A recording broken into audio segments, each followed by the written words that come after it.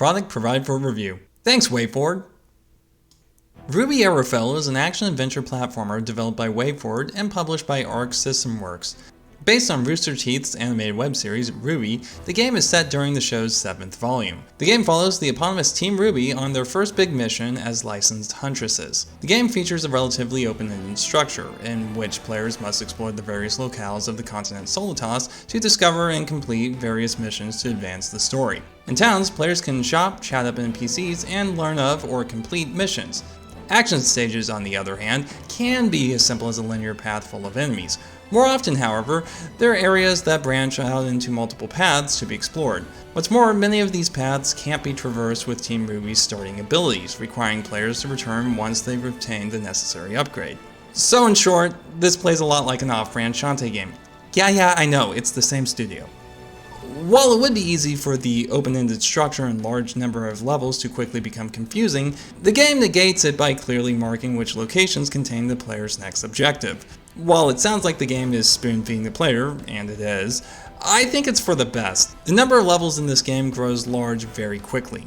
By contrast, Arrowfell doesn't provide an in-game map for any of the stages themselves. Because of this, my repeat visits to levels often start off with me retreading every part of the stage, as I rarely remember which of the stage's paths were previously inaccessible. RWBY Arrowfell stars Team RWBY, whose membership consists of Ruby Rose, Yang Xiao Long, like Belladonna, and why bother? During gameplay, players control one member of the team at a time, but can swap between characters on the fly. Players will have to use each character in tandem to explore stages and fight enemies. In the show, every character has a special power unique to them known as a semblance. In RWBY Arrowfell, each playable character likewise possesses an ability based on her semblance from the show. RWBY has a dash that grants her temporary invulnerability, Yang can smash certain obstacles, Blade can make copies of herself, and Y can create platforms to stand on. One of the major uses for semblances is for puzzles. The puzzles are the right level of complexity for a game like this. They're basic, but often require combining each character's powers, making them more than just a glorified button prompt. Unfortunately, the limited number of abilities in this game ultimately restricts the variety of Arrowfell's puzzles, with most of them being some variant of switch puzzles. Throughout their adventure, Team RWBY will each upgrade their semblances. Once upgraded, the player will be able to use the enhanced ability to reach new areas, Metroidvania style. Unfortunately, this fails to scratch the Metroidvania itch for a couple of reasons. First, none of the characters receive new abilities, just upgrades to abilities they started the game with, which is a lot less interesting. Secondly, there are only 4 semblances. That's a scant 4 power-ups spaced out across an 8 to 9 hour game, meaning there aren't many times this aspect of gameplay even becomes relevant.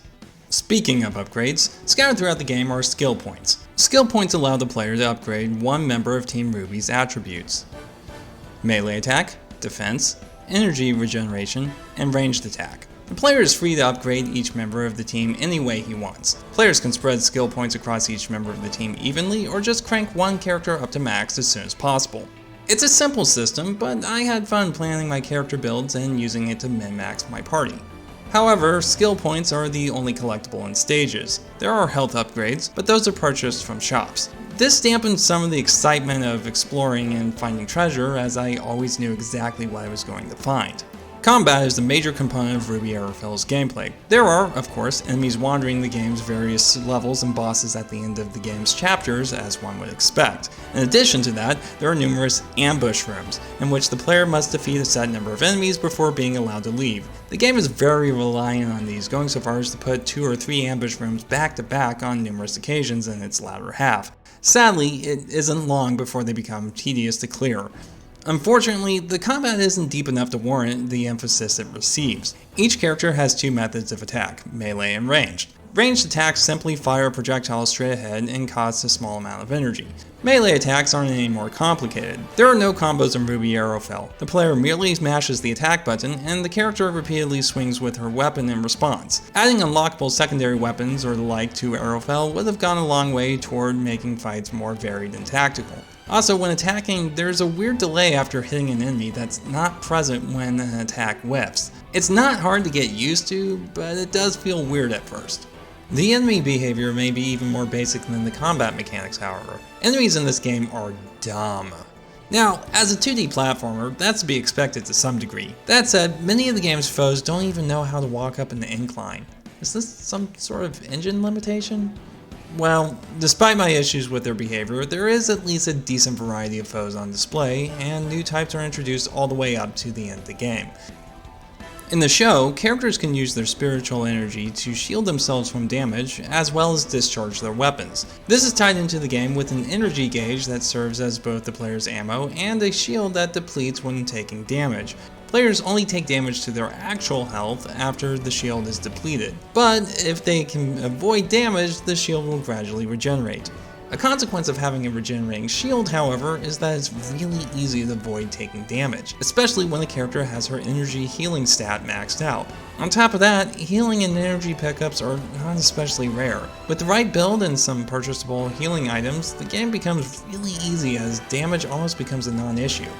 Lastly, each character has slightly different abilities in combat. Each character differs from one another by the range of their melee attacks, the speed of their attacks, the damage they inflict per attack, and, as previously mentioned, their semblances.